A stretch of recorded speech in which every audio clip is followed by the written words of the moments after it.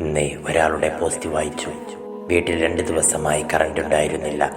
നല്ല മഴയും. ആദ്യം വിചാരിച്ചത് എല്ലായിടത്തും പോയതുപോലെ പോയതെന്നാണ്. പിന്നെയാണ് മനസ്സിലായത് ഞങ്ങൾക്ക് മാത്രമാണ് ഇല്ലാത്തതെന്ന്. ആദ്യത്തെ ദിവസം KSEBയിൽ കുറെ വിളിച്ചു. ഇപ്പോ വരാം വരാം എന്ന് പറഞ്ഞു. അന്ന് ആരും നോക്കാൻ വന്നില്ല. രാത്രിയായപ്പോ പറഞ്ഞു പിറ്റേന്ന് രാവിലെ വരാമെന്ന്. പിറ്റേന്നും രാവിലെ വിളിച്ചു വൈകുന്നേരമായി. രാത്രിയായി. അന്നും ലൈൻ ചെക്ക് ചെയ്യാൻ ആരും വന്നില്ല. ഫോണിൽ ചാർജ് ഇല്ല, ലൈറ്റ് ഇല്ല, വെള്ളമില്ല. അങ്ങനെ കുറച്ച് ബുദ്ധിമുട്ടി. പിന്നെയും കുറെ പേരെ വിളിച്ചു. അന്ന് നൈറ്റ് 10:30 ആവുമ്പോൾ അവർ വന്ന് ശരിയാക്കി പോയി. വിളിച്ചാൽ വരാത്തതിന് നല്ല ദേഷ്യം എനിക്കും എല്ലാവരുടെയും പോലെ ഉണ്ടായിരുന്നു. പിന്നെയാണ് മനസ്സിലായത് അടുത്ത ഷോപ്പിലും കറണ്ട് ഇല്ല എന്നുള്ളത്. അടുത്ത ദിവസം തന്നെ ആളുകൾ വന്നു.